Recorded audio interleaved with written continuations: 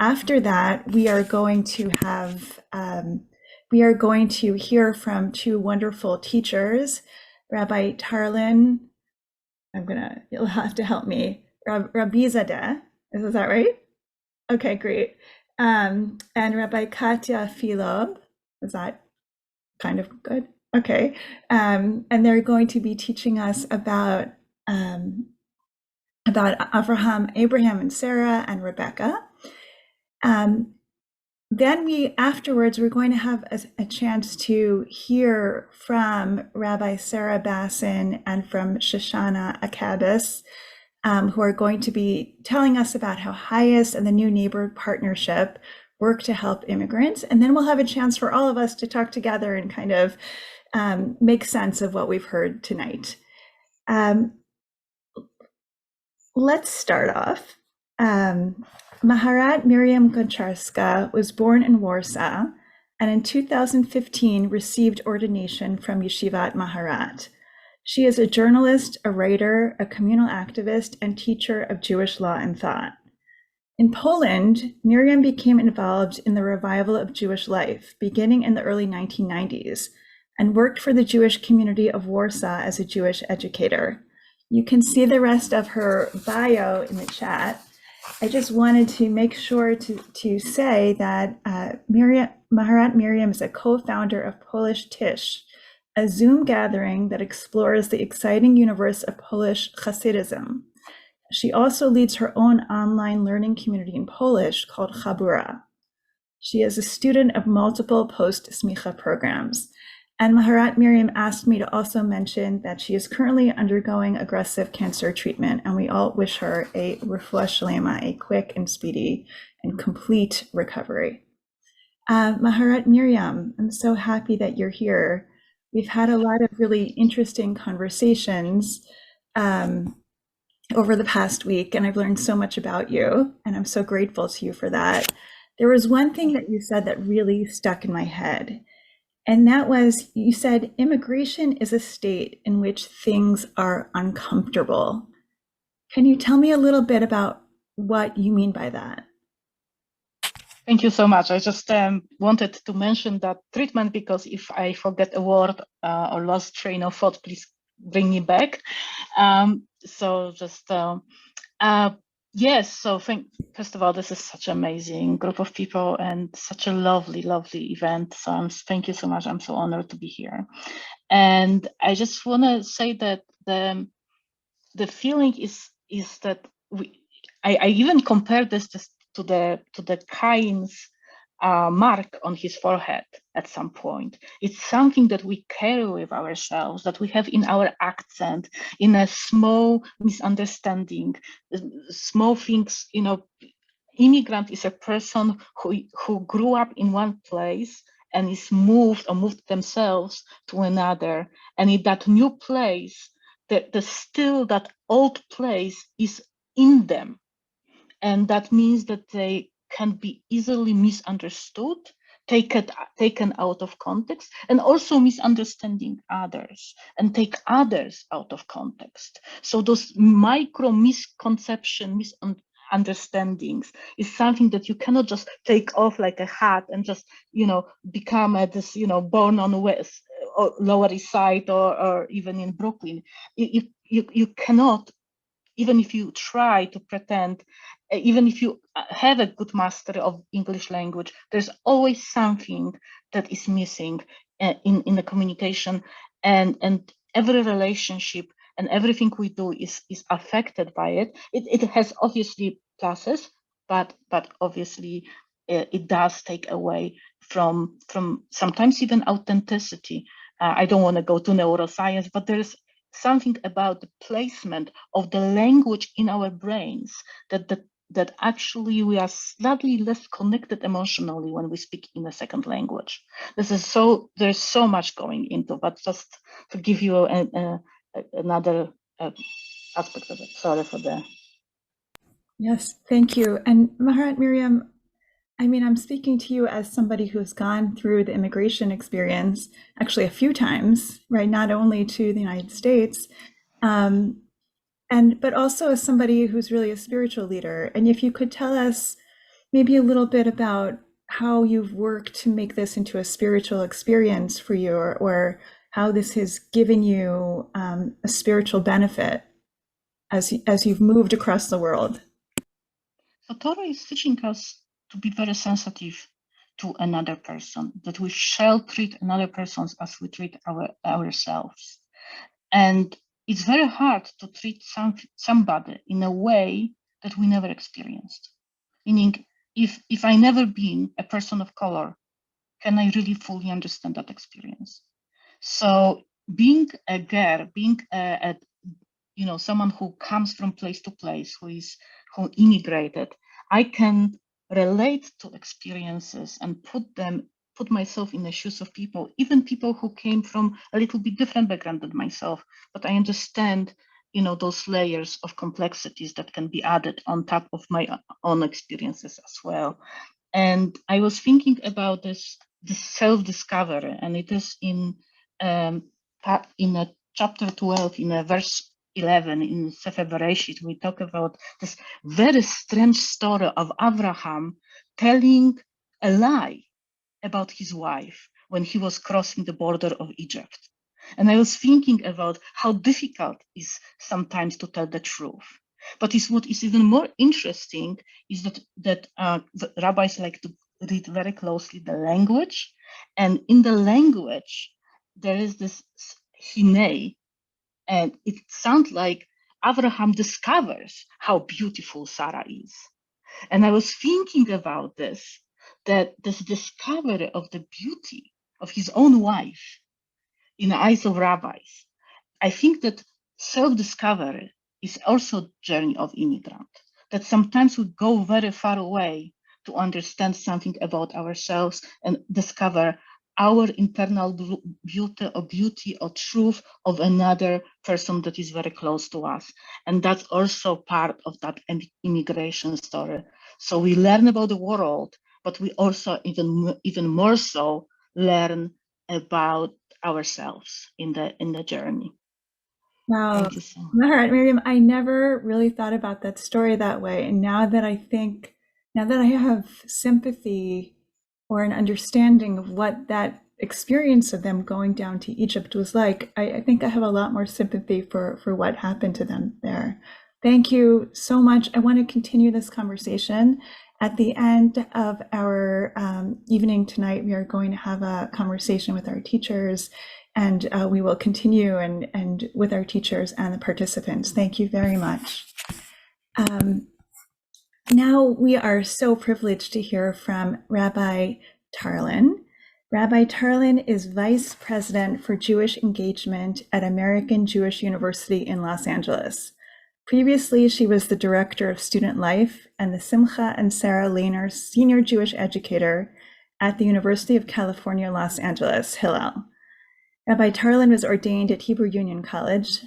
As a Persian Jew in an overwhelmingly Ashkenazi community, Rabbi Tarlan has made it her mission to bridge the gap between the communities, encouraging learning from other traditions and cultures. Tonight, Rabbi Tarlan is going to speak with us and teach us about the journey that Avraham and Sarah go on, and maybe how she sees it as a child of Persian immigrants. Thank you so much for being here, Rabbi Tarlan. Thank you all so much for inviting me. This is so exciting. I have to say that I'm the daughter of Persian immigrants. I grew up in Los Angeles. My parents were here for college when the Iranian Revolution happened, and they just stayed. And eventually the rest of my grandparents and extended family came here after I was born. So a few years after they got married and had me. And I have very sweet memories of growing up in a mechitza. For those of you who don't know what a mechitza is, it's in a traditional synagogue, men and women are separate. And so I don't think ever since then I've really been in circles where it's just women. So nice. Something that hasn't happened in a while. And it allows you to remember certain things. So I just want to say all of that. And it was so beautiful hearing from Maharat, because I think one of the things that I'm thinking a lot about, especially with what's happening in Iran now, is that there's so much trauma that our parents and our grandparents hold that passes on to us as immigrants, as immigrant children. I've never been to Iran, but it almost feels like I have, or I can't wait to go one day. So there's something really, really, really special and really, really interesting about being an immigrant. And I just want to name that and say that you're always sort of an inside outsider because of that. You're kind of different in all the circles that you go. So I'm gonna share this text with all of you, and I'll go back to connect it to why this connects to my own immigrant story.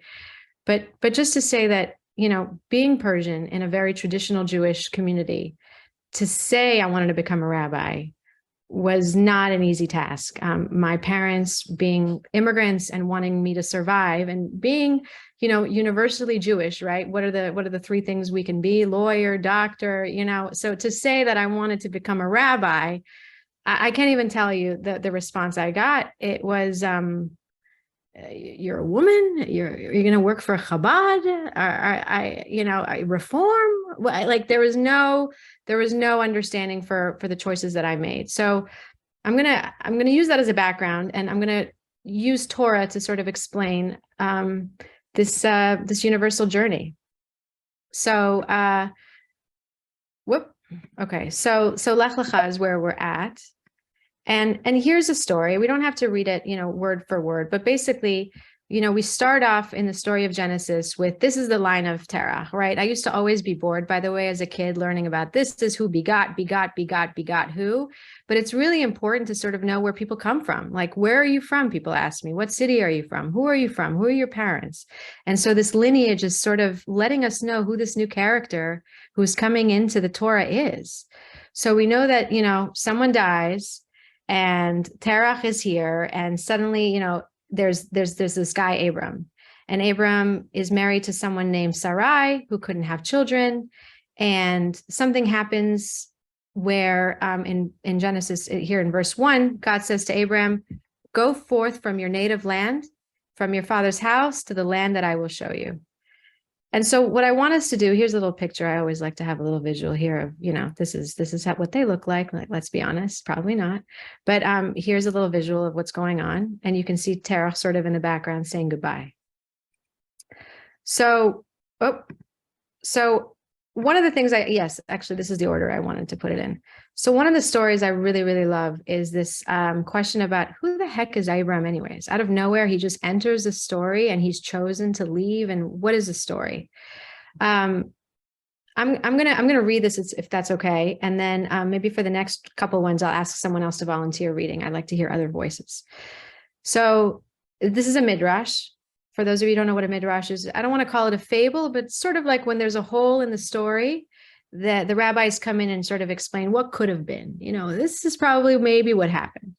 So the rabbis relate this following story about who Abraham was, the first monotheist. We often say the first Jew, but I always teach actually the first monotheist, the first person who understood what God was. And so here are the terms. Abraham's father Terach was an idol maker. And one night before going to sleep, he left his young son, Abram, in charge of the store. Totally normal so far. When Terach came back in the morning, he saw that the statues in this idol worship store were strewn all over the floor in bits and pieces. And naturally, he was enraged. He was pissed off. And he said, what happened here, to his son? And Abraham just shrugs, like, I imagine a regular teenager says, I don't know. The idols had a fight. And so Terach is furious. And he says, Abraham, they can't fight. They can't even see or think. And so then Abraham says calmly, then Dad, if they can't see or think, then why do you worship them? And to me, this is such an important story in understanding monotheism and God, because it's almost saying like the first step in understanding God is first understanding what God is not. And God is not something you can see. And God is not something that, who talks exactly to you in a way that is universal. It could be unique to you. Some people are artists. Some people are musicians. Some people hear a voice.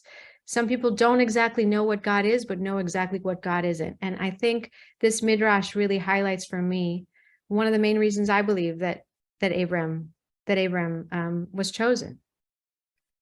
So I want to bring us back to Torah, though, and just bring us to this line that says, Vayomer Adonai el Avraham, that God says to Abraham, Lech Lecha. And this word is the name of the chapter, and it kind of means go, like go. Like, and in the Torah, you might have heard, or if you haven't, here's the first chance to know that it's rare that there's an extra word without meaning. And we always want to say, like, why the heck would there be an extra word to emphasize something? You know, they're very concise. They get to the point. So if there's a double word like this, Lech Lecha, right? You can see it even if you don't read Hebrew, the same letters, sort of. Lech Lecha, it's go forth, right? Is how it's often translated. So go forth from your land, from Artsecha, Umimlodecha, from the place that you were born, Umibeit Avicha, from your father's house, or maybe we say in modernity more often, from your parents' house or from your family's house, and go to the land that I'm going to show you. And so the rabbis ask a bunch of questions. A, why Lech Lecha? And then why are we naming each of the places that people have to leave? Why do we start with your land, then when you were born, then your father's house? I mean, we're repeating a lot here. And there's a lot of reasons for that. One of them, just because we don't have time to study Torah all day, although that would be my wish, is because it's hard, and each step is hard. And when I teach my college students, I always say this, you know, it's hard to leave LA. This is where I'm calling in from. And then it's harder to leave maybe, you know, California, or it's harder to then leave your parents. You know, you're going from the bigger to the small. I should have started from California. So you leave California, leave LA, leave the city that you knew and grew up in, and you know every street, and you bike down every street, and you drove down every street, and you know your salon and your hair place and all of that. You're going to leave everything that's familiar. And guess what? You're going to go somewhere where I'm going to show you. And I know you know me because 5 seconds ago you broke a bunch of tablets, and you saw that there is something in life that is unexplainable, but there's a calling for you, and you understand me. So I'm being very vague. I'm going to bring it home. Don't worry. So I'm going to read one more commentary, and then I'm going to stop for questions before I move on. Okay. Mostly because I can't see everybody. But those of you who I can see, smiling, nodding, making crazy faces will really be helpful for me to know if you're following along. Thanks, Eliza. I appreciate the nod. Okay. So Rashi, we always start with Rashi, one of our oldest commentators, my French man. And so he says the word Lech Lecha means journey for yourself. Does anybody want to read? I'm more than happy to hear another voice. If you do, just feel free to just unmute, since I can't see everybody. Can I read it? Please, can you see it well? I think so. Go for it, please. It means journey for yourself. God is saying travel for your own benefit and good. There I'll make you into a great nation. Here you won't be able to have children. Sometimes we have to give up our past in order to acquire future. Great. Let's stop there. Thank you so much. So Welcome. what is Rashi saying here in this first line? Anybody want to say it in their own words? What does Lech Lecha mean? Journey for yourself.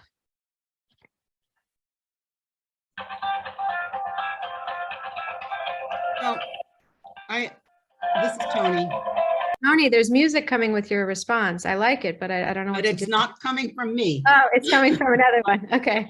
I was just going to say, I think that if we do not travel or we don't venture out of what's comfortable for us, we never grow.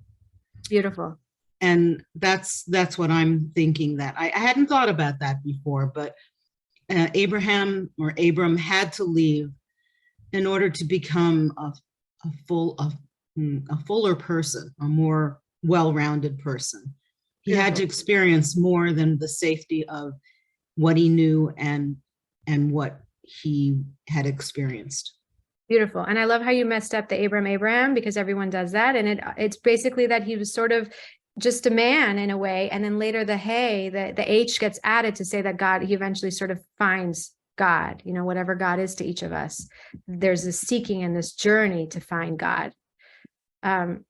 Anyone else have a quick comment about this one line before I move on from Rashi?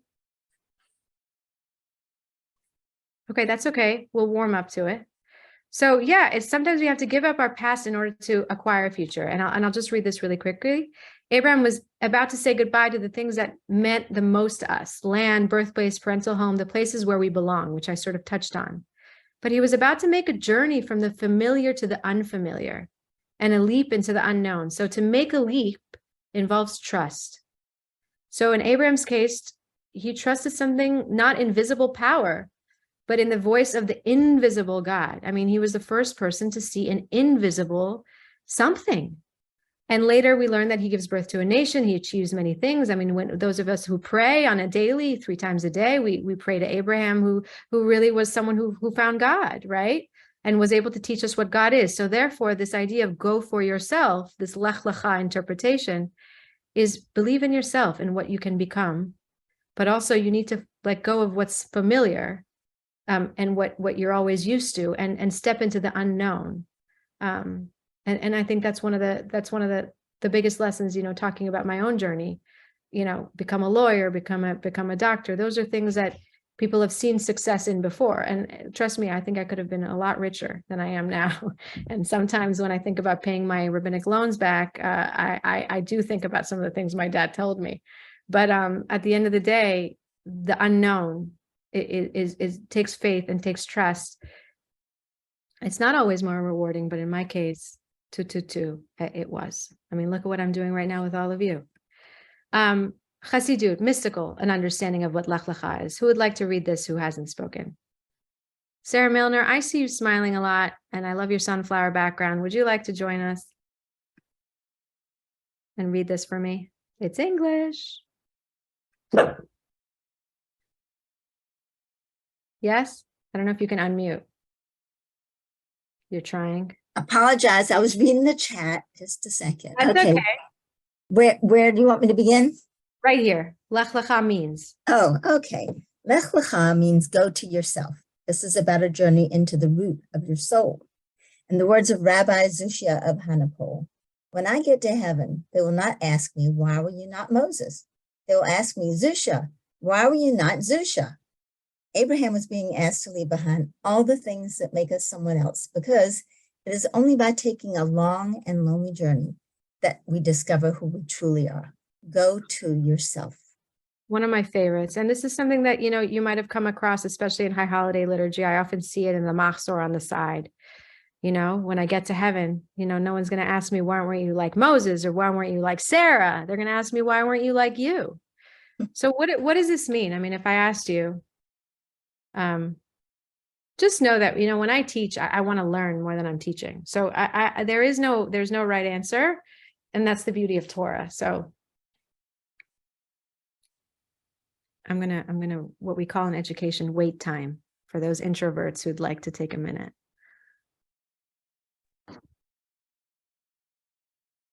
Ariel and Elisa might be afraid of time, but I am not. I'll wait. I'll wait for those of you who'd like to jump in.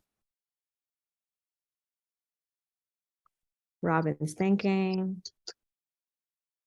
I see you. I taught Zoom for 2 years online because of COVID, so I'm here. Yes, Robin, I knew it.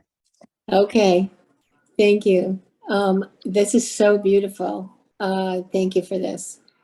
I think it's incredible and brilliant and so important that in order to find ourselves, we have to shed everything else. How else can we?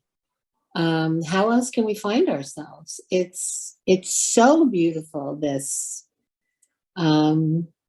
it's profound. It's brilliant. It's simple. It's unbelievable. Great, I'll take it. It takes the first Rashi a step further. And especially in COVID. Again, I do want to say I think one of the most rewarding years of my life was teaching high school online, because I had to really rejigger curriculum and make Torah applicable for students who couldn't go to prom and couldn't go to, it was devastating for them. Couldn't play basketball for a few weeks. The people were scared. Remember, people were scared of leaving their house, not knowing what the heck this was at the beginning. So this long and lonely journey is so important to understand how to find your strength, how to find, my Kabbalah teacher calls God your higher self, you know, not so much like the devil and the angel, God forbid. Take those Looney Tunes and Tom and Jerry cartoons out of your head. It's not a devil and an angel, but it's sort of your higher self, like the person you talk to when you want to make a decision, you know, the thing, the universe. And so no one else can make those decisions for you. Only you know what's best. And that's a hard lesson to learn. But also to remember that, you know, those of us who have parents who, raise us and all of it, even when they're not around, even if I don't talk to my parents for days, I know what they would probably say about an issue. So knowing to like let go of what's familiar, but also having this lonely journey of what is it that I want to do? Who am I in all of this universe and the direction that I want to go to? I feel like I saw a couple of hands. I don't want to overly talk. Does anybody want to share any comments about this? It's Elisa. I just wanted to say that I think so much of Judaism is geared toward finding who you are within community. And it's so refreshing to also see this other side of finding yourself by yourself and just trying to strike that balance, I think is really a really interesting endeavor. Beautiful. Right. Because one of the first things is we shouldn't be lonely, right? Adam is alone and we try to find, but at the same time, you need to learn how to bring yourself to community and not a cookie cutter of someone else. And so to dare to be yourself, dare to think differently, how to raise your hand at a board meeting and say, I actually don't agree. And here's a perspective that might sound crazy, but let me tell you why I think it. That takes a lot of guts. And you need to find your voice. And so this is where this is at. Any other comments about this section before we move on? Well, Can I say something? Who's talking? Someone, Laura, were you trying to speak? Yes. Go ahead. Well, sometimes when I'm alone, it's hard for me, but I can do a good job of trying my best, Yes, that's all we can ever do. Beth? And what I was going to say is that you don't know who you are going to be until you take that first step and try to become that person. I mean, thinking of leaders of someone you admire. They didn't know they were going to be that person until they attempted that first step and Beautiful. Found their way. That's right. When you traverse a new path for yourself, that nobody knows how it's going to turn out. It's about believing in yourself. Beth, let me go ahead.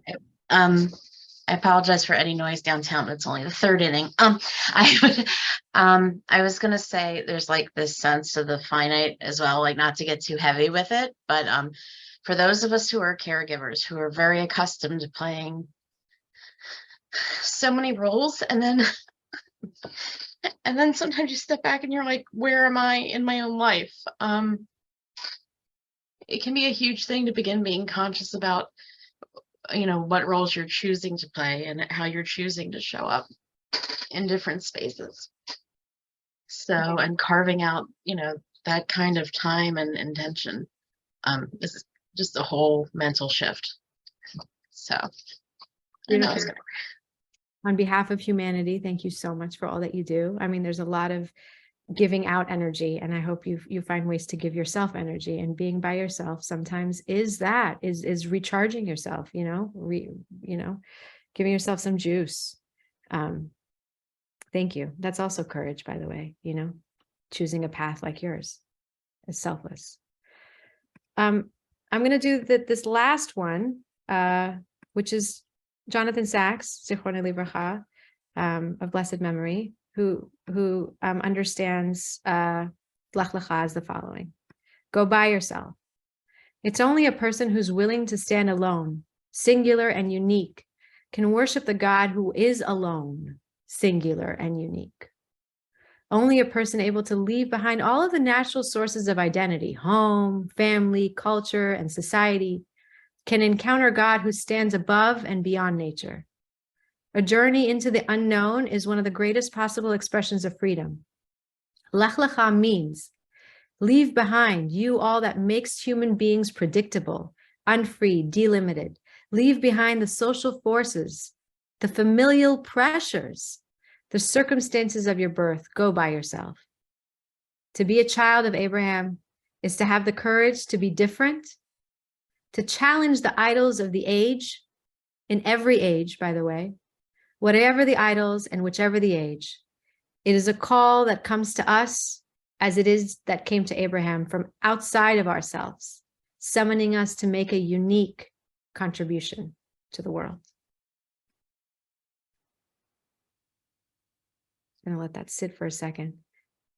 Anybody have any thoughts about this before I take it home and kind of open it up to questions? Anyone who hasn't spoken yet? Erica, Leah, Dahlia, looking at you.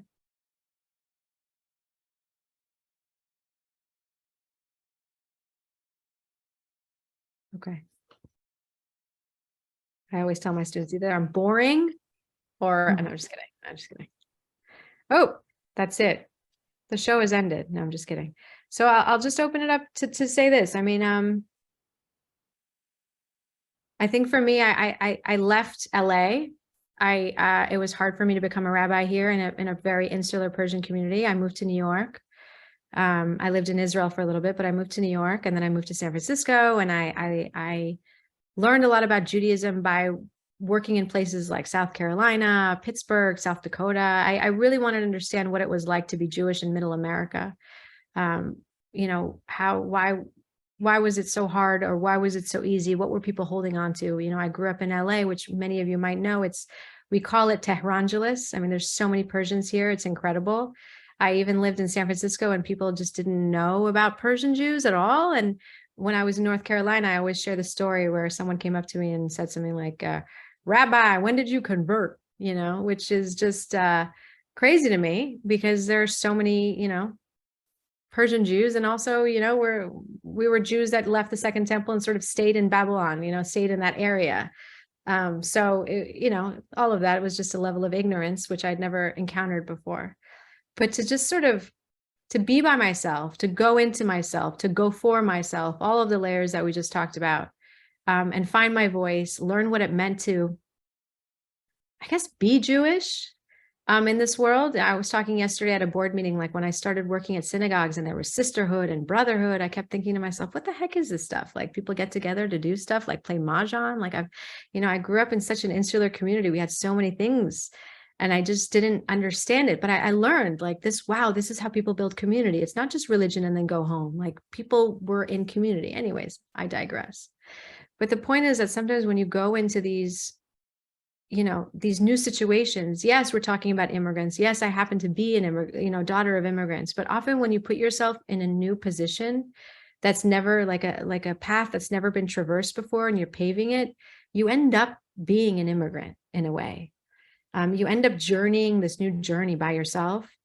And I hadn't been back to LA for 8 years. I came back during COVID, which was actually an easier landing because I was hiding in my cave of an apartment teaching without having all of my family, you know, come in at once.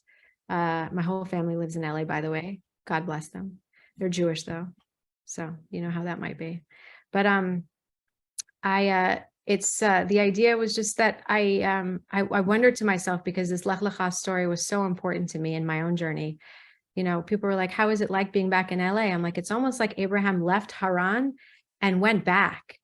So we never saw that story. Like, he left Haran and he went on a journey and he made babies, and babies came out of him. And we're here today because of all the babies Abraham and Sarah made. But what would happen if after all of this journey, all of the stuff that Abraham picked up and went and grew, if he went back to Haran and went back to the land of Terach and his father of this idol worship? Like, he would be a foreigner there too. And I guess that's sort of what it's like. It's like I've learned so much of this journey, and I've been alone, that even back home, I'm home, but there's always a piece of me that's in a different place. You know, one of the first questions was, what do you think home to be? It's a very difficult question. And the last point I'll make about this, and then I'll open it up, is, you know, again, I mentioned I opened up with the stuff that's happening in Iran. I don't know if any of you are aware, I know that, Rabbi Bassin is for sure aware because of the amazing work that HIAS does in helping refugees. There are a women-led protest happening right now to overthrow the regime, hopefully, unarmed people going at masses, thousands and thousands of people who are, getting killed and raped and hurt on a daily basis. I don't need to go into all of it, but it's been horrible. And it's been also really horrible that it's not been on the news. And I haven't heard a lot of rabbis even speak about it. It's been really challenging. But for people in my generation, it's been particularly hurtful and painful to watch. People have also asked, by the way, how is this a Jewish problem, of which it's hurt so much to even discuss it. Is Ukraine a Jewish problem? No, it's a problem. Iran's a problem. But I think it hurts particularly because I feel that I might have been one of the first people killed.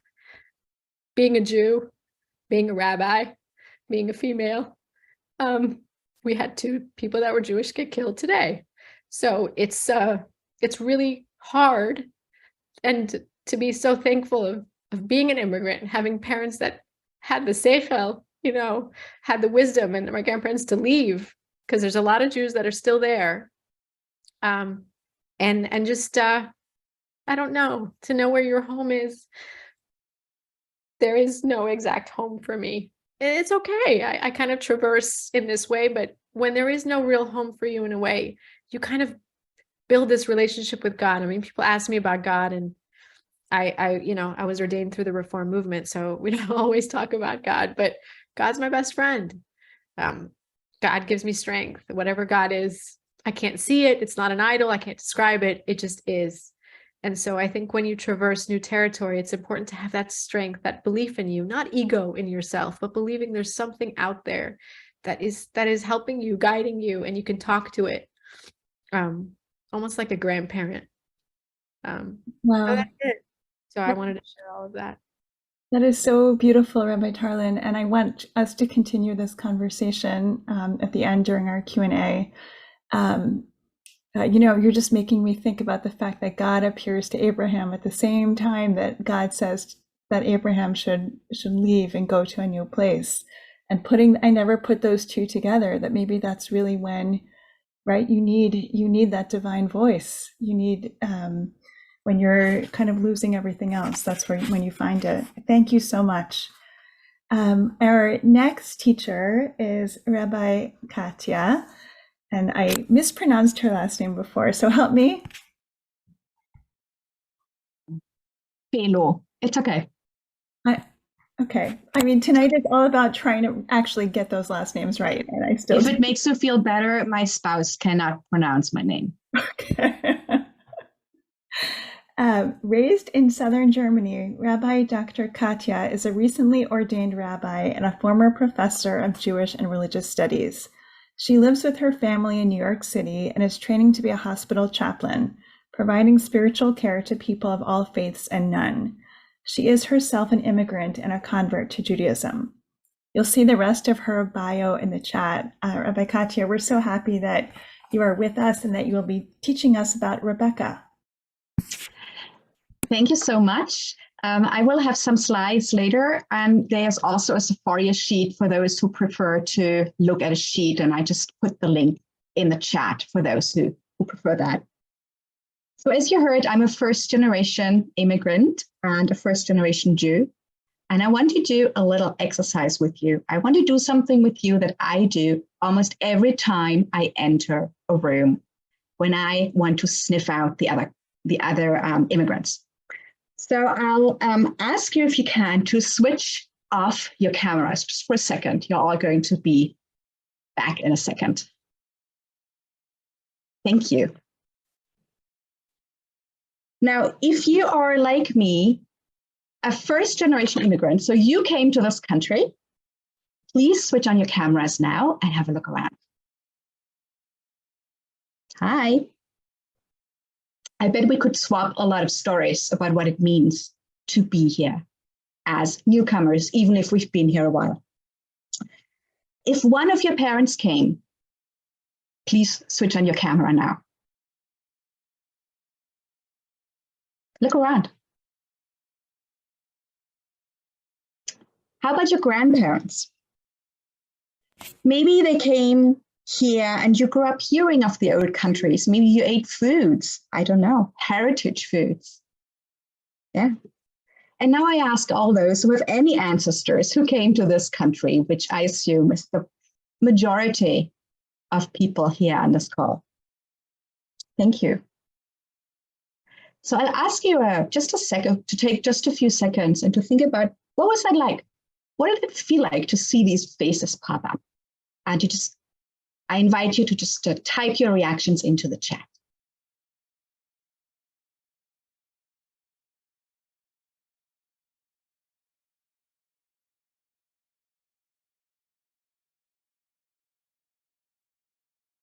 What was it like to switch on your camera and to look around? It's like meeting long lost relatives.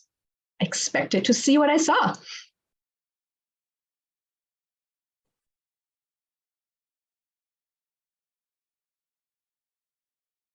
I felt a sense of a shared story. Interesting. I got to learn about my neighbor. It's a bit like the reverse of being a stranger. More people are first generation than I expected. Some transitions weren't so very long ago.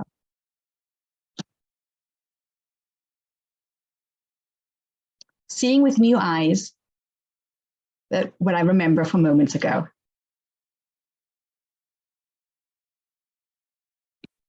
Thank you. So let's look at Rebecca. Let's look at what Rebecca can tell us about being an immigrant, being vulnerable. Yeah, hold on.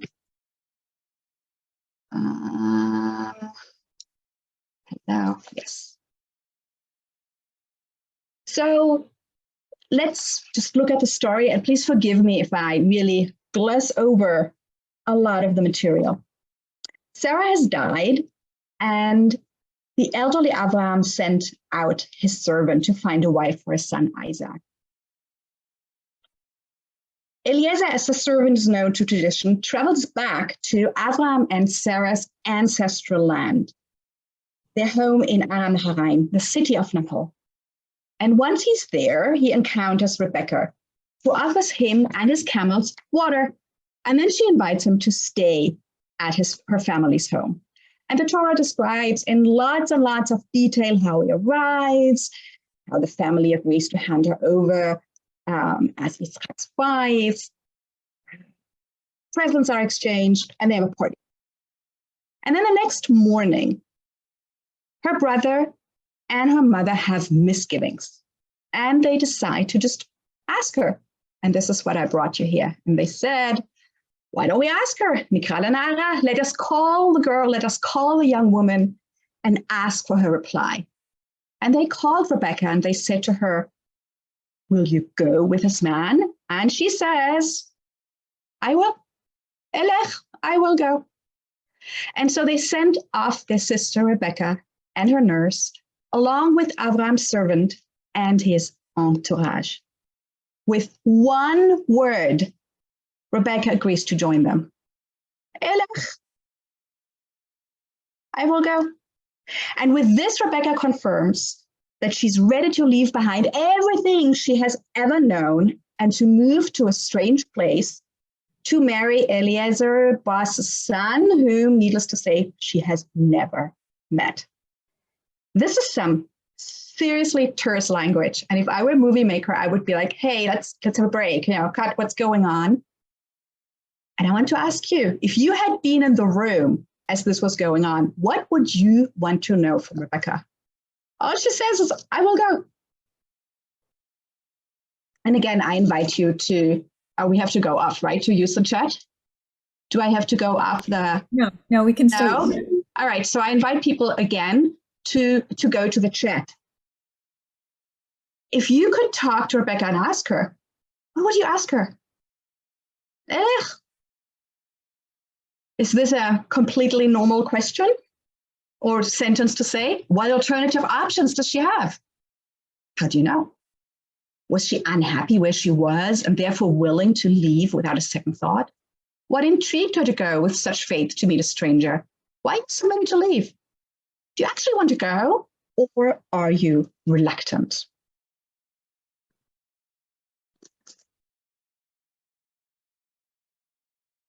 Thank you. Why? Yeah, why? Lech, why? Had she ever heard of Avraham before? What were the people in her hometown saying about him? I mean, the relatives, maybe she'd heard of him. Doesn't mean much about his son, does it? Whom, after all, she's marrying. What are you going towards? Yeah. Thank you.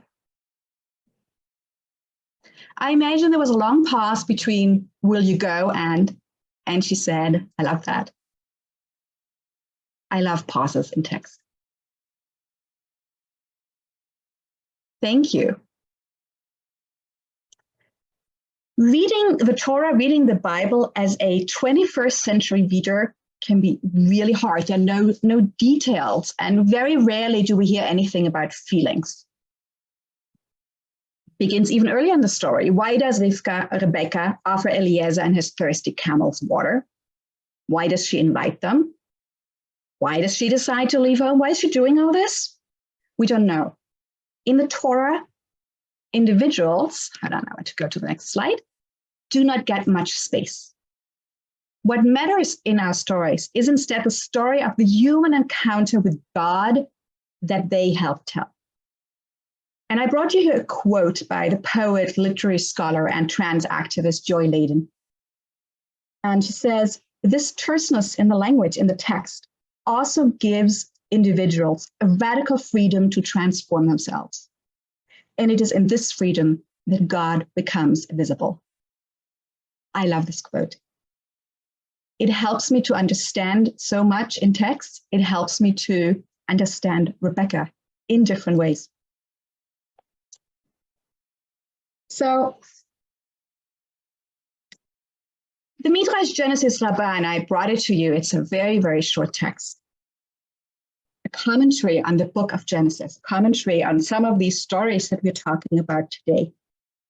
Notes that with this one word, Rebecca shows her determination. She says here, Elech, I'll go of my own accord, even though you do not consent, which is a somewhat loose translation of the Hebrew.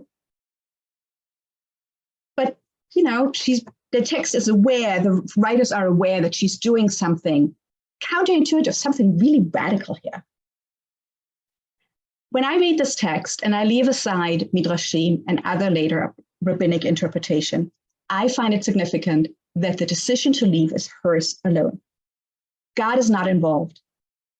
All Rebecca has are Eliezer's voices and her family's voices and her own voice. Does she know that this will work? Is she looking for love? Is she looking for adventure? I don't know. I have no idea. But the Rebecca we meet here is fearless and she's decisive. She goes ahead into the unknown, and by doing so, she becomes one of our matriarchs, one of our spiritual ancestors. She turns herself into one of them. And as we find out, as we continue to read her story, the decisiveness serves her really right. So for instance, when she's pregnant with her twin children, and we read that they're sort of struggling in her belly, in her womb, she challenges God. What are you doing to me? And God responds and gives her a prophecy. This is the first time in the Torah that a woman requests God's assistance and God responds. Personally, too, and this is sort of my favorite here, her bargain pays off. In what is the first declaration of spousal love in the Bible, we read that Isaac brought her home into the tent where his beloved mom, Sarah, had lived, and he took her as his wife. And then we read, Isaac loved her. And when I read this, I like to think she loved him too, hopefully. The rabbis also tell us that Rebecca's Elech moment demonstrates her trust in the divine, her trust in God. There are midrashim that tell us that it is because of her trust and because of everything that happens in her life as she moves, as here into Isaac's tent, as she has twins, as she helps Jacob secure Isaac's blessing. It is because of all this that God will much later bring Israel out of Egypt. The Exodus, they say, only happens because of Rebecca. Only because of one woman who at one point in her life said, Elech, I'm going to do this. Rebecca becomes an immigrant. She joins an immigrant family that is intent on maintaining bonds with the old country. I mean, they send back to bring a wife back, somebody from the same culture, the same language, the same foods. Like many immigrants, she doesn't travel alone. And that's literally both. Her nanny goes with her, we read, her former nanny goes with her, and metaphorically, as she takes with her the matriarchal norms of her family. As she leaves, as we read, Beit Ima, the house of her mother.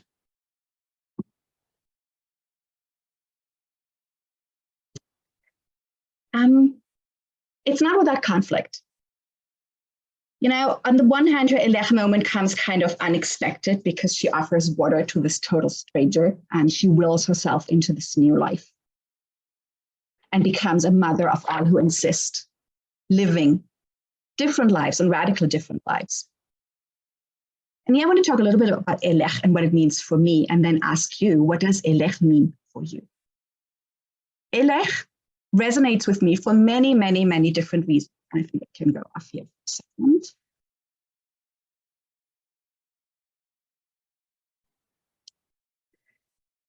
My father, not only am I an immigrant, my father was an immigrant too. My father, peace be with him, alav hashalom. He came to Germany with his mother when he was 6 years old, from a village in Poland where his family had lived for many centuries. And while my Oma scrubbed floors, my father did a PhD in chemistry, and he became an internationally renowned researcher and speaker. I'm, of course, an immigrant myself, both physically to America and also spiritually as a convert. Almost every day, I am acutely aware that I am not from this country. Maybe it's my accent. I am linguistically dislocated. A friend of mine calls it first language atrophy. So neither in English nor in German am I fully at home, literally. I have double belonging, or if you include Israel, sort of my spiritual home, even multiple belongings. Where do I belong? I belong to all of these places. I know their culture, maybe till here, not till here, but I can be in many different places at the same time. I carry with me intergenerational trauma, and I export it to America, and I give it to my American son who has his American trauma. And of course, my child reminds me regularly that I'm an immigrant because I pack the wrong kind of snack for school. But of course, there are also pluses. I work as a chaplain now, and I work with overwhelmingly with immigrants. I work with a lot of elderly people who came here decades. And sometimes it is amazing how they open up. And I think it's only because of the shared immigrant experience. Just one example, I walk into a room of an elderly Italian man who was watching an Italian TV channel that I grew up watching on vacation. And I make a remark and I say, isn't this amazing? Here we are in Brooklyn, you can watch Italian TV. And I tell him I'm from Germany. And he looks at me, doesn't miss a beat, and tells me all kinds of things in Italian. And I try to tell him, I don't really speak Italian. My Italian does not go beyond on ordering a cappuccino, okay? It doesn't matter. He feels connected. And I see this many, many times. I see this when I come in. I see that the struggle with language continues as I talk to immigrants who came 30, 40, 50 years ago, and I speak to them in Hebrew.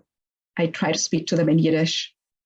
I take out some other languages and I think about what it means to live in a country and after many, many decades here, still in moments of crisis, to want to speak in their own language. And this is when I very much appreciate that I work in New York, where people have a right to be, to have spiritual care or care in general in their own mother tongue. So you've heard a whole bunch about what this means for me, this Elech moments. One last thing I want to add. Like Rebecca, I did not travel alone when I came here. I did come alone. I came with 2 suitcases and 1 box, and I landed in JFK. And I took a bus to a room I had rented. It was totally empty, and I slept on the floor.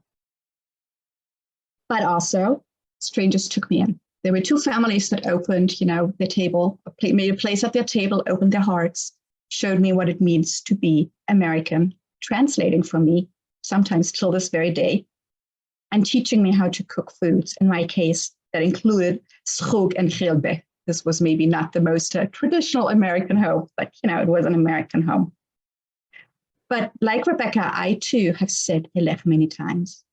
And like Rebecca, I am a very privileged. Yes, thank you so much for translating. I did not translate. Those are Yemenite food items that I learned to make, very much irritating Yemenite people when I meet them. Like Rebecca, I am privileged because I said Elech. I could make the decision to come here. Many of my friends who immigrated did not make the decision. And they would say, we're not immigrants, we're really refugees. I just got a 1-minute warning. So we're almost done, but we probably have no time to discuss this. But I would encourage you to think about, what is your Elech moment? Where do you say Elech in your own life?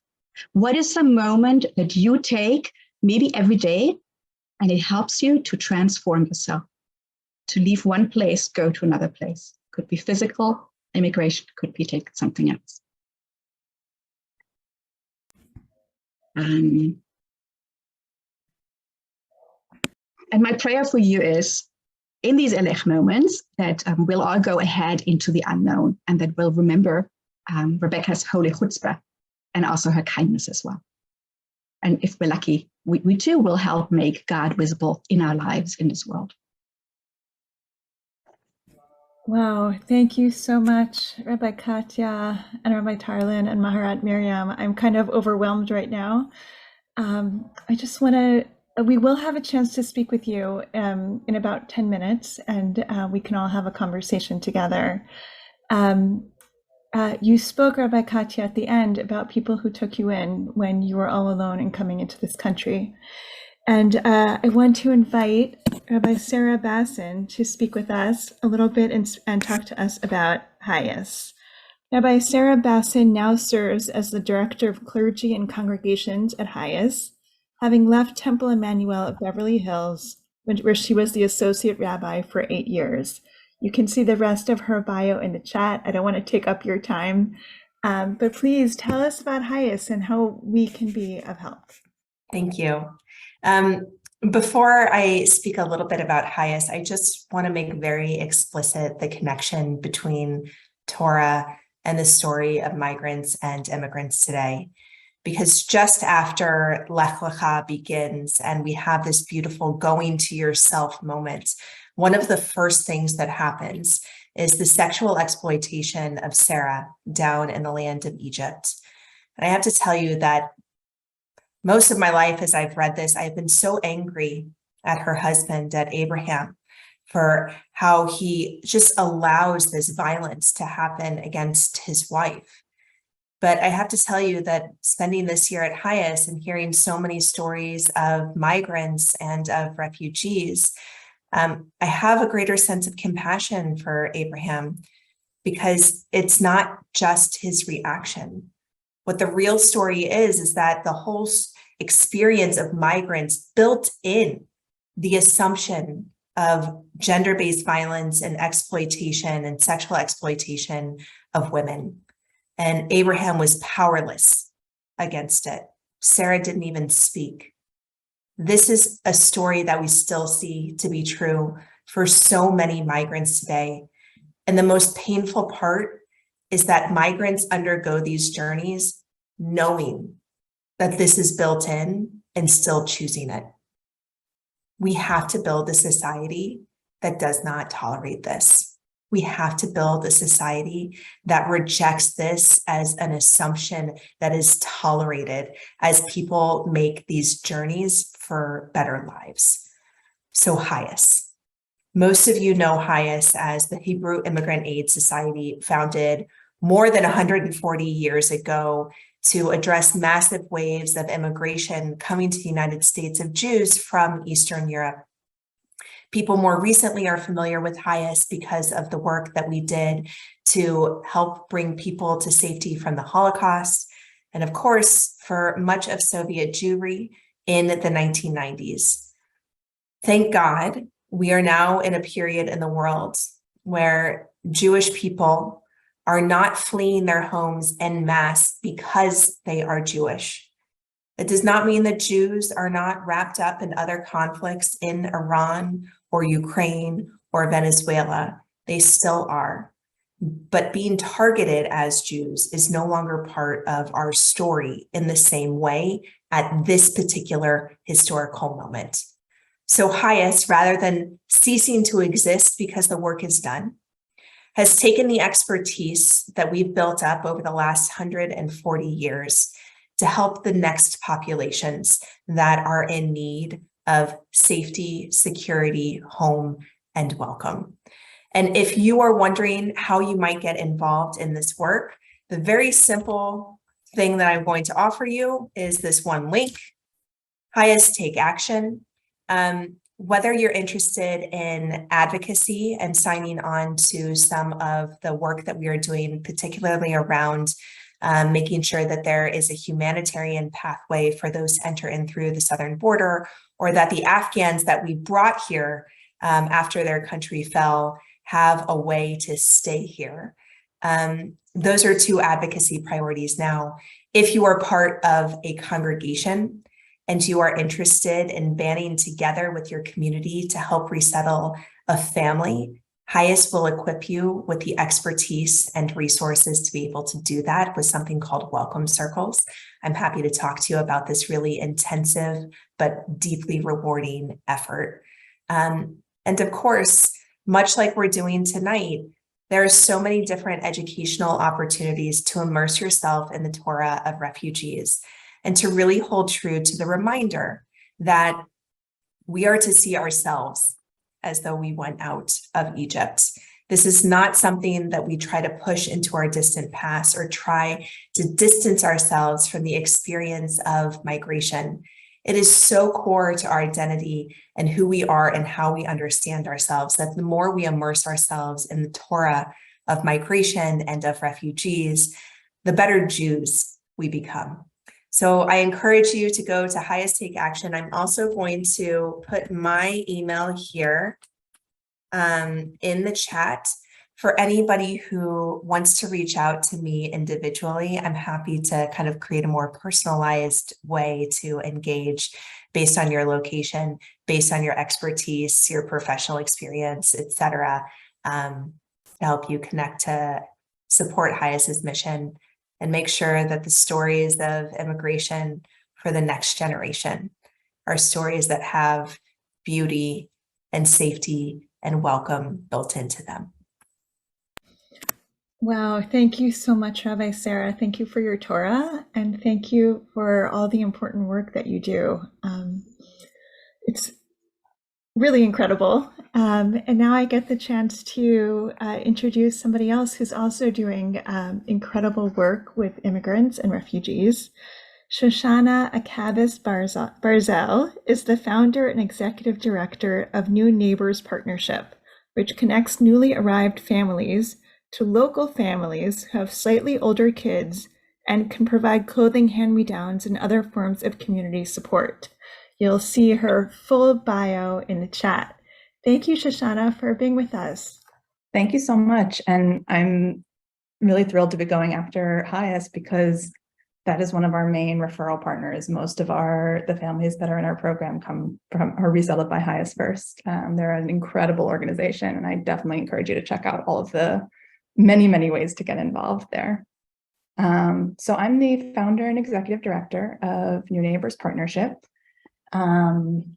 We, as was mentioned, our main program is a clothing partnership program, but our mission is really to connect newly arrived families with local families and make those local connections. So as Rabbi Katja said, one of the first things and most important things was that people opened up their home to her, welcomed them to their table. So we really try to make those social connections to help people thrive here long term. And the main way we do that is by matching newly arrived families with local parents who have slightly older kids and can pass on clothing hand-me-downs from season to season as their kids grow. We're sort of often taught in Jewish philosophy that one of the highest forms of giving is anonymous giving. And I think this model sort of takes a different approach, I would say, that it's very hard to show up to a clothing drive and not feel like you are accepting charity.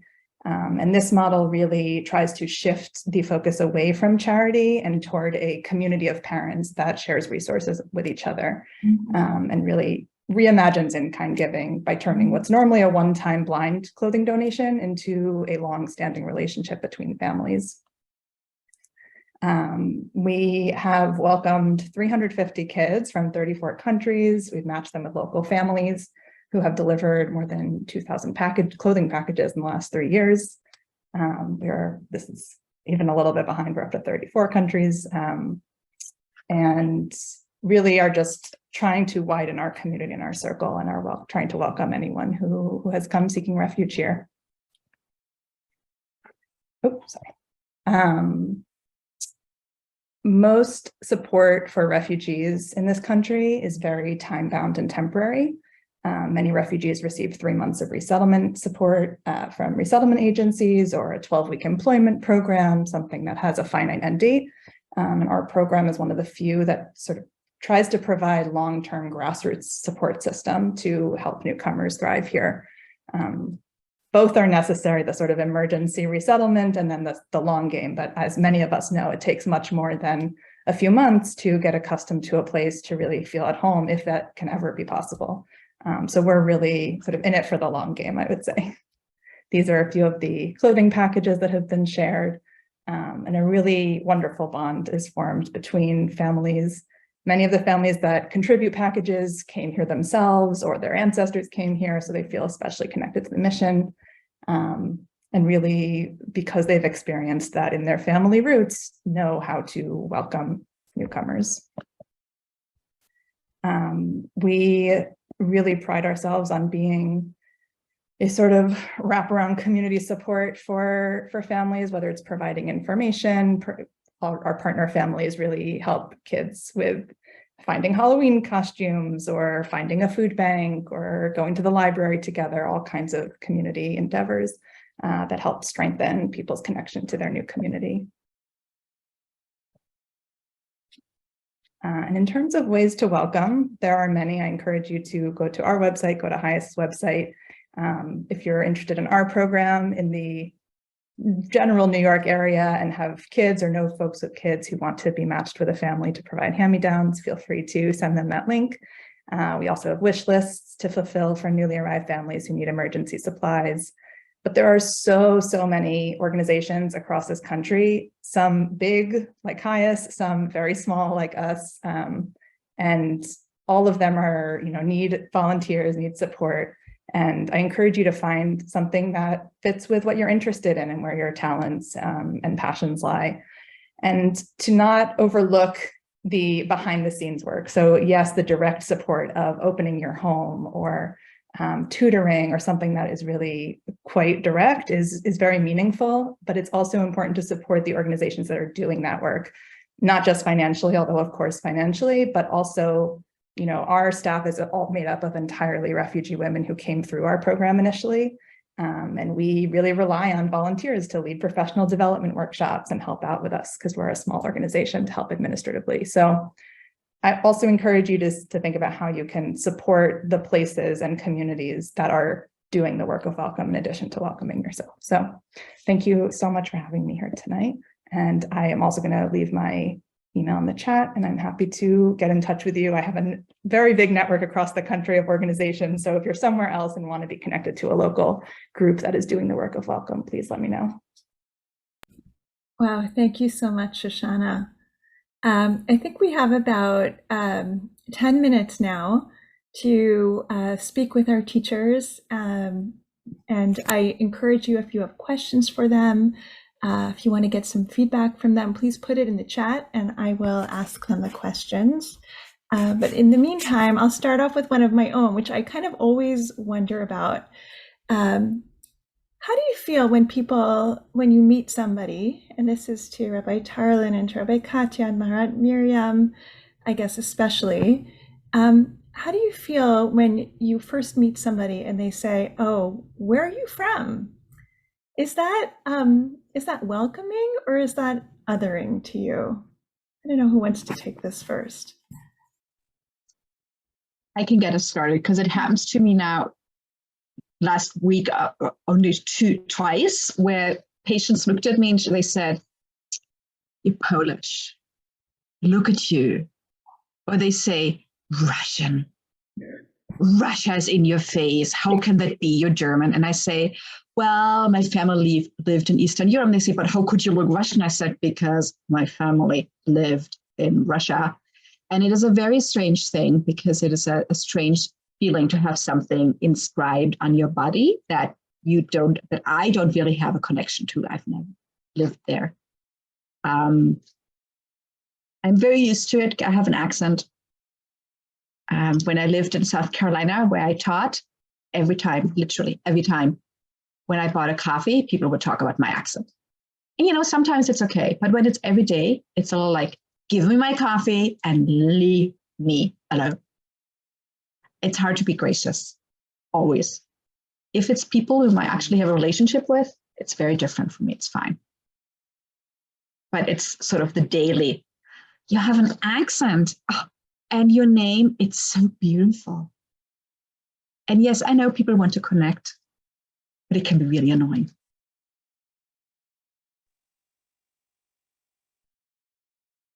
Thinking about adding that sense that sometimes we are just being seen or defined through where we're from, and that's pretty scary because you get a label. And whatever that label is, whatever people imagine, and being from Poland, woof, it brings up, and I believe, Rabbi Katja, from being from Germany, it doesn't help as much. So, it's like you have a chain of questions, like, where are you from? Oh, you're from Poland.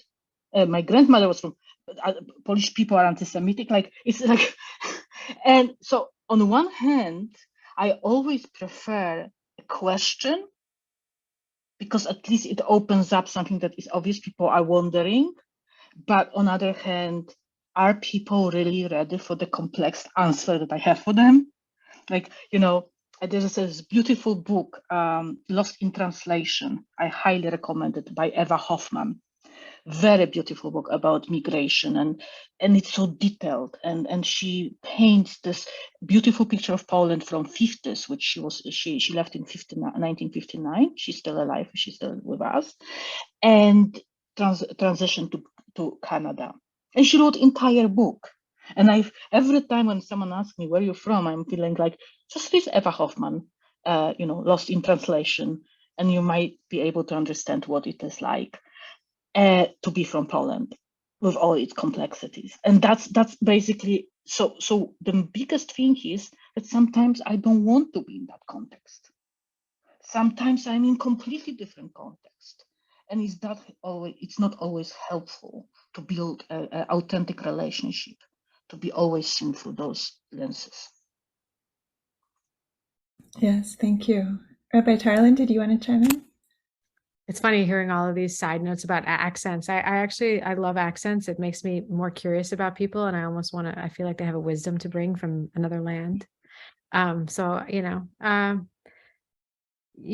I mean, I guess, no, not really. I mean, it never bothers me. I think what bothers me is the Jew of color conversation a lot. I actually don't identify as a Jew of color. I have, many reasons why, but for me, I feel like there's a lot of attention on color and shade, especially even when you think about the emojis of those of you who use it on text messages, it's always like, what shade is your thumbs up?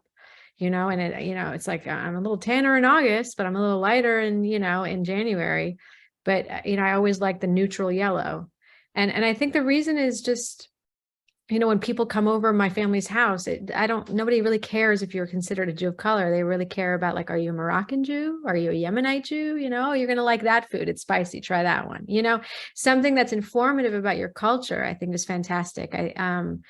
But no, listen, I think we're living in a time where we're trying to take away looks, and, you know, people are saying, you know, genders, you know, she, they, we don't want to identify, but we're almost like trying to become blind. You know, it's another sensibility God gave us: smell, touch, seeing. So you see someone looks a little different. I mean, I sometimes play around with my Uber drivers. I say I'm an American, and they pride, like, no, I know, but your name, Tarlan, where is it from? You know? And so they want to learn. I think I don't see the shame in that. You know, and there's something so beautiful about being an American, in the sense that we're all American. It's a melting pot. So I'd be annoyed. You know, I think it's great to ask.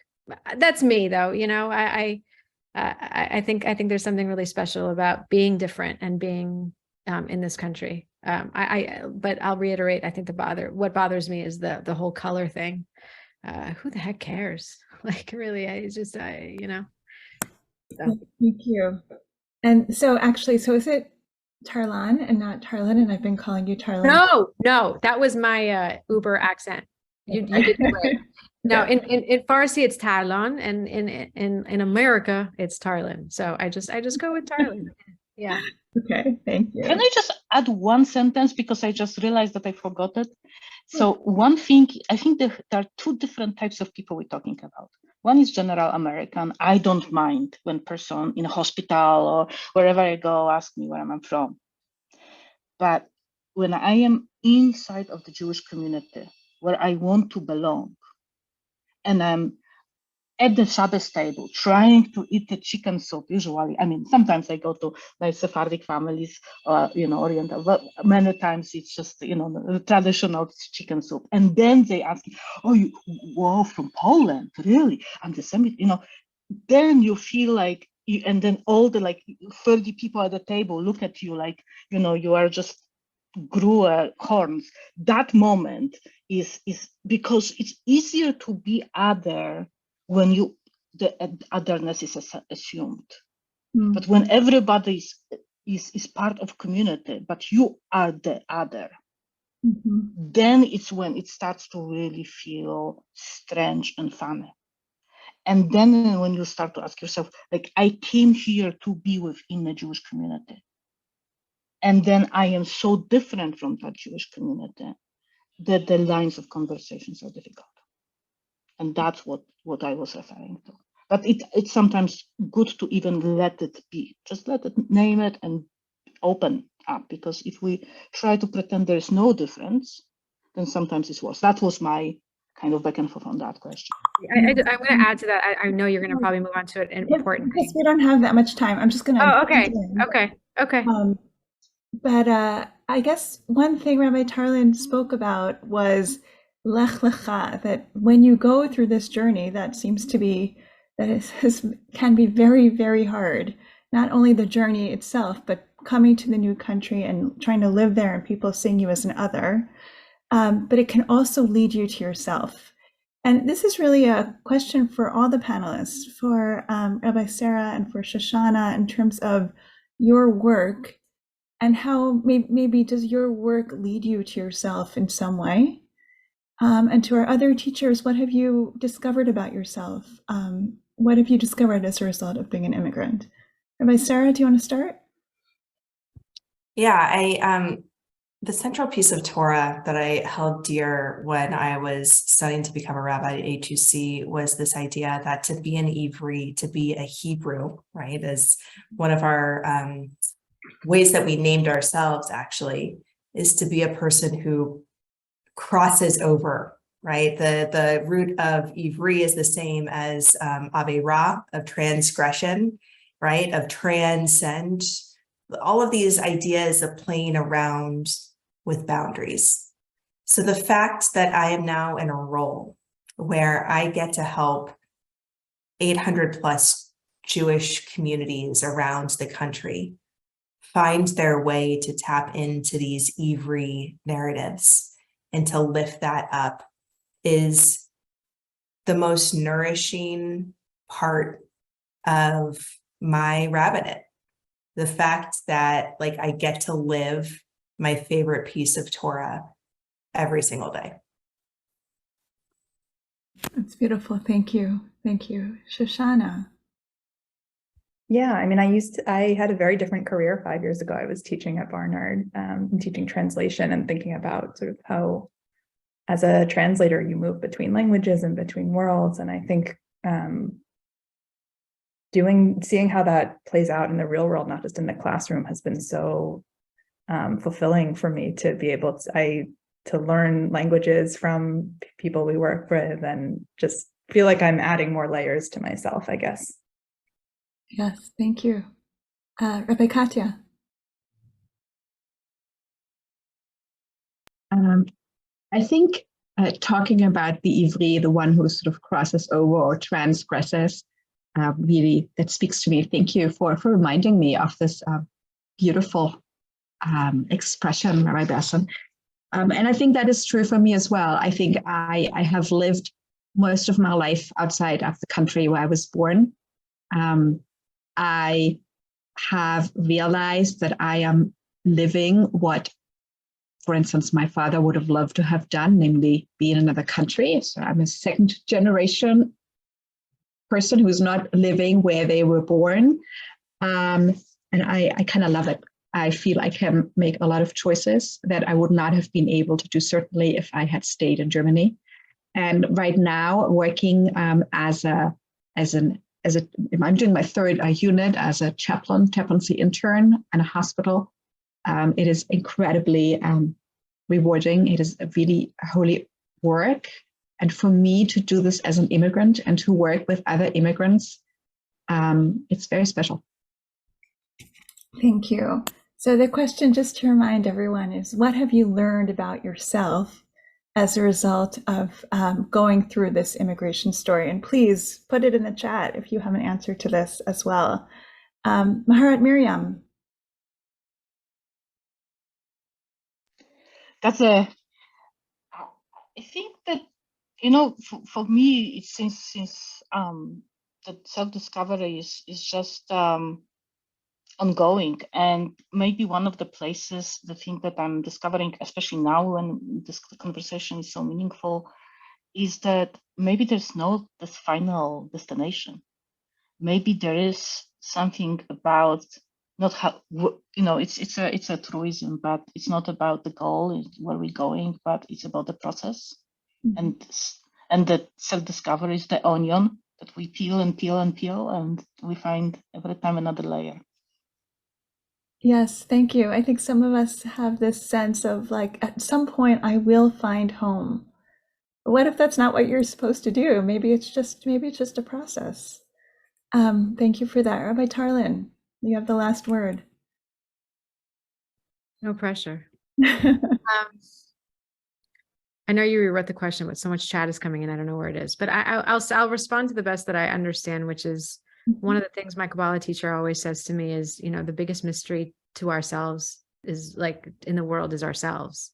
And I think there's truth to that. It's almost like you're born and you kind of know yourself, or you're playing in the playing field. And then as you grow up, people are telling you what you need to do and who you need to be, and, directly or indirectly. And then the journey is sort of coming back into yourself. So I'm hoping that when I'm 80, 90, 100, or, when the day comes where I'm sort of reflecting back on all the things I did in life, I feel like I get my essence or a little bit closer to it.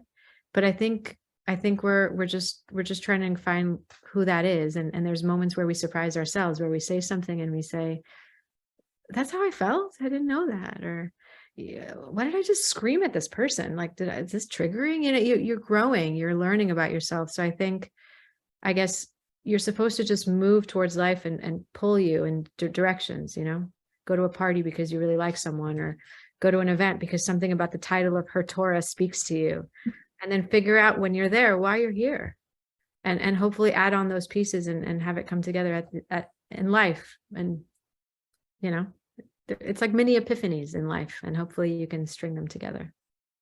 Thank you. I love the way that all of you are teaching us about so much strength, about the power to make decisions about your life, to go forward, to help others, to be there for people, to not imagine that your story has to have a set end, but that you just keep going one foot, ahead of the other, and just keep walking. And sometimes all you see in front of you is the next step, but you just keep taking it because that's your next step.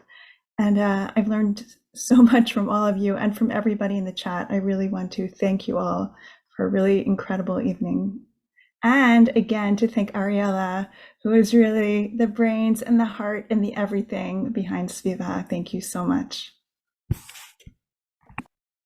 I am like, I want to sit here forever a little bit. I just, the idea, Rabbi Sarah, that you just encapsulated the word Aver, the idea of that our naming as a people is one of transition, of moving and crossing, and connecting that to Rabbi Tarlan, how you brought in Avraham and talking about how the only way he was able to get up and go was because he was following God, and like finding God is and bringing God into your own life is where you put home as.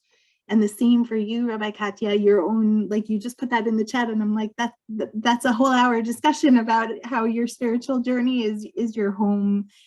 I think I'm so profoundly moved by the constant motion and the lack of settling. And that feels to me, who's like, I need to be sure of what's happening. That's my personality. And the whole idea for me is so profoundly disturbing. But at the same time, it's like, that's part of our genetics as Jewish people, a nation of wanderers. That's who we are. And maybe that's the answer, that our home lies in each other as community where we find it, and in our faith. And I think that that's really going to sit with me for a really long while, thinking about how our actions in faith, Shoshana, with what moves you to do what you do, and Miriam, just, bringing people in along on your journey and letting them be part of your transitioning and moving through the world too. I think it's amazing. And I feel so much richer walking into Shul, the Shabbat, and looking at these texts through like so many profound lenses. And I just want to go and read the chat again and again and again, because all of you added so much. And thank you so much for everything that you added.